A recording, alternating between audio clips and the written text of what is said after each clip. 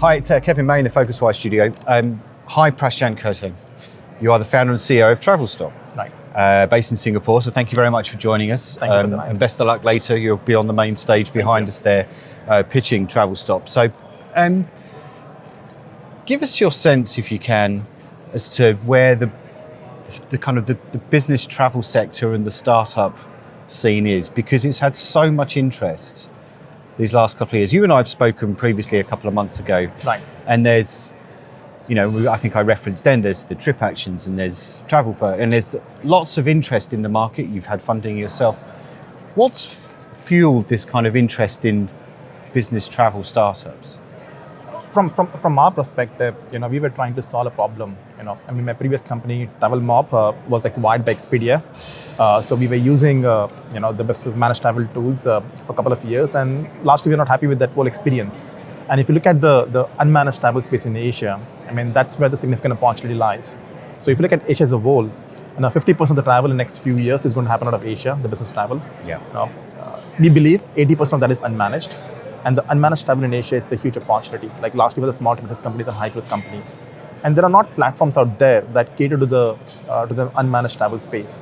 Typically, the large companies tend to use the managed travel tools, and the small to mid-sized companies tend to book on the consumer OTA sites, and the whole experience is broken. And that's what we intend to solve with Travelstop. So we are a modern SaaS platform that simplifies business travel and automates expense management for high growth companies in Asia. Okay. And then we realized in the last couple of years that there has been funding coming in Europe and US. Yeah. But that just, by luck for us, we happened to be in the right category at the right time. But our intent was always to solve the problem and solve the problem really well for high growth small to mid-sized companies. And that's where the Asia is the biggest opportunity, and that's what we want to focus on. Is the funding starting to be shown in your region as well yet, do you think? Because you just referenced, it's in North America or in Europe. So in Asia, there are a couple of tools similar to us in China as always, and there are a couple of tools in India as always. But beyond that, a tool like us, which does end-to-end travel, expense and insights, everything into one very seamless experience, those kind of tools don't exist in Asia per se. So we're the only ones for now. But I'm sure that with the limelight on the corporate travel space, in other regions, there will be startups coming along in the next number of years. Yeah. But for now, we are the only ones focused on Asia.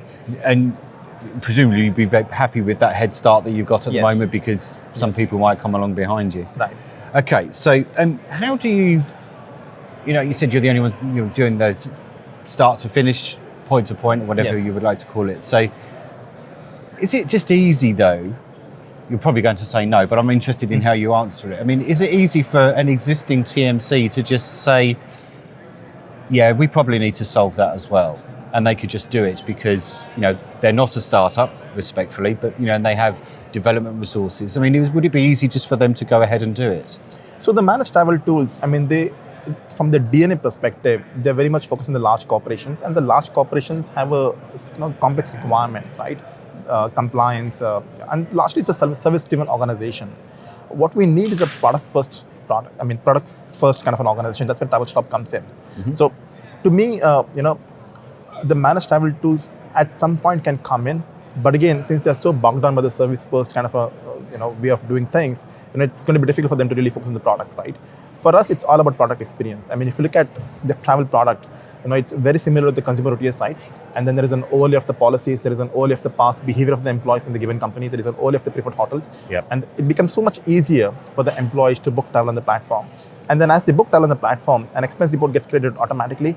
You go to the destination, you take the pictures, regional language OCRs, everything becomes lined up as an expense report, and it's a one-click sent to the manager, right? So what we're trying to do is trying to really be focused on the product, the experience, and solve end-to-end. Make it very simple for the companies to onboard themselves. Okay. Typically on the managed travel space, it takes 75 to 80 days for the companies to onboard. On our platform, it takes less than 30 minutes.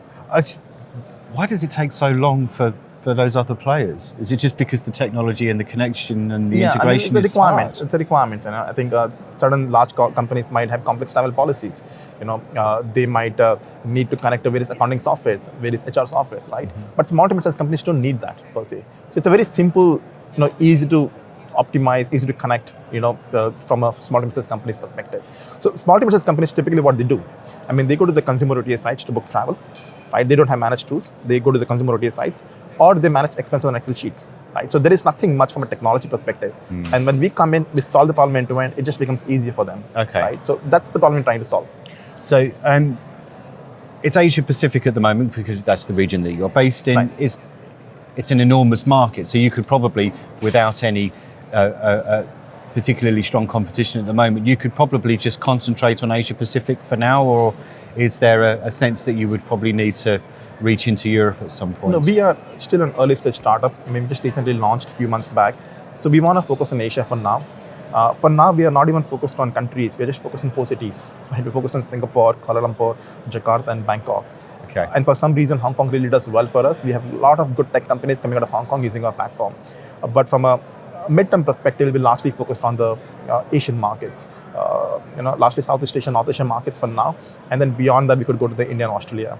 But what we've seen is our product works beautifully well for the high-growth companies, like high-growth tech companies. So Klook is a good example of that. I mean, they use us by default to book all of the flights across the company.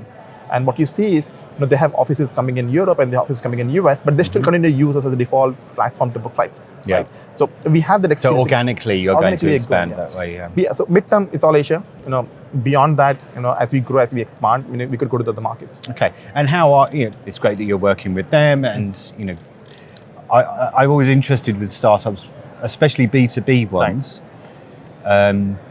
And certainly those in business travel. I mean, how do you go about getting customers apart from, appearing in places like this and exposure and things like that? I mean, what's your kind of customer acquisition strategy? Yeah, I mean, so our biggest growth driver has been product, right? We are so focused on getting the experience right, to simplify the whole process, simplify the business models. Now, once you get the product right, then the retention is not an issue. What we've seen is in last a number of months, our retention rate is pretty close to 100%. There has not been a single company that has left us in last 7 to 8 months once they've come on board on the platform, right?